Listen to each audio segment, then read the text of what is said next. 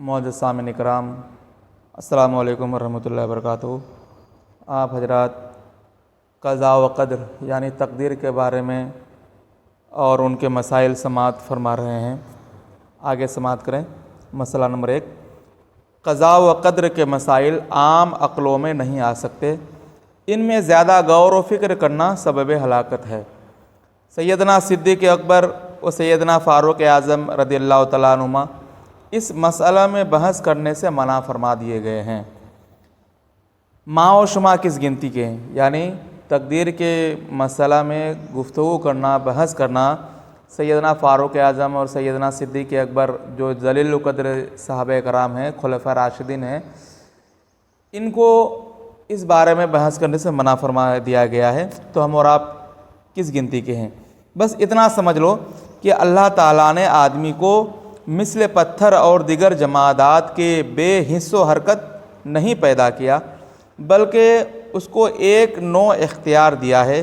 کہ ایک کام چاہے کرے چاہے نہ کرے، اور اس کے ساتھ ہی عقل بھی دی ہے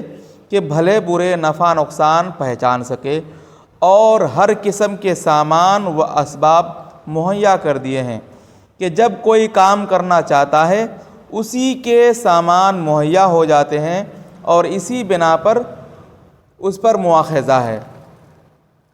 اپنے آپ کو بالکل مجبور اور بالکل مختار سمجھنا دونوں ہی گمراہی ہے۔ اللہ تبارک و تعالیٰ نے انسان کو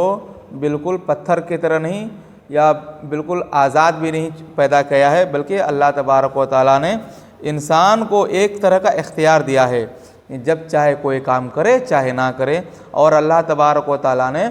انسان کو عقل بھی دی ہے کہ اور اسی بنا پر جب کوئی کام کرنا چاہتا ہے تو اسی کے مطابق اس کے پاس سامان مہیا ہو جاتے ہیں، اور اسی بنا پر انسان سے قیامت کے دن حساب و کتاب لیا جائے گا۔ اپنے آپ کو بالکل مجبور سمجھنا کہ میں کچھ کر ہی نہیں سکتا، بالکل مجبور ہوں، تو یہ بھی غلط ہے، اور یہ سوچنا کہ میں بالکل مختار ہوں، میں ہر کچھ کر سکتا، یہ بھی گمراہی ہے۔ بلکہ اعتدال میں رہے، یہ ایک مسلمان کی پہچان ہے۔ مسئلہ، برا کام کر کے تقدیر کی طرف نسبت کرنا اور مشیت الہی کے حوالہ کرنا بہت بری بات ہے، بلکہ حکم یہ ہے کہ جو اچھا کام کرے اسے من جانب اللہ کہے، اور جو برائی سرزد ہو اس کو شامت نفس تصور کرے۔ انسان اگر برا کام کرتا ہے اور برا کام کر کے اللہ تعالیٰ کی مشیت کی طرف کرنا کہ اللہ نے چاہا تو میں نے برا کام اس لیے کیا کہ اللہ نے چاہا، تو ایسا کہنا بالکل غلط ہے۔ بلکہ حکم یہ ہے کہ اگر آپ سے کوئی اچھا کام ہوا ہے، مثال کے طور پر آپ نے غریبوں کی مدد کی، مسکینوں کی مدد کی، حج کیا، عمرہ کیا، نماز کے لیے 5 وقت مسجد میں آتے ہیں، مالوں کا زکوٰۃ ادا کرتے ہیں، دینی تعلیم سیکھتے ہیں اور سکھاتے ہیں، وغیرہ وغیرہ، بہت سارے اچھا کام ہے،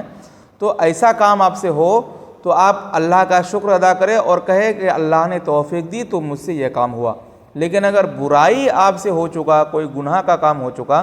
تو اسے اللہ تعالیٰ کی طرف نسبت نہیں کرنی چاہیے، بلکہ یہ کہے کہ میرے نفس نے، میرے شامت نفس کی وجہ سے مجھ سے یہ غلطیاں ہوئی ہیں، میرے نفس شیطان کے وسوسے میں آ گیا جس کی بنیاد پر مجھ سے یہ گناہ سرزد ہوئے ہیں۔ تو انسان کو یہی کرنا چاہیے، جب اس سے اچھا کام ہو جائے تو اسے اللہ تعالیٰ کی طرف نسبت کرے، اور جب کوئی برائی سرزد ہو تو اسے اپنے نفس کی طرف تصور کرے۔ اللہ تبارک و تعالیٰ ہم اور آپ کو دین کا علم سیکھنے اور سکھانے کی توفیق عطا فرمائے، اور آپ تمام حضرات سے گزارش ہے کہ ہماری اس مشن کو، ہماری اس بات کو آپ دوسروں تک بھی پہنچائے، کیونکہ حدیث پاک میں اللہ کے رسول فرماتے ہیں بلغوا عنی ولو آیا، پہنچاؤ لوگوں تک اگرچہ تجھے ایک ہی آیت معلوم ہو۔ تو دین کا تعلیم سیکھنا بھی عبادت ہے، اور دین کا تعلیم دوسروں کو سکھانا بھی عبادت ہے۔ اللہ تعالی ہمیں اور آپ کو عمل خیر کرنے کی توفیق عطا فرمائے۔ وما علینا الا البلاغ۔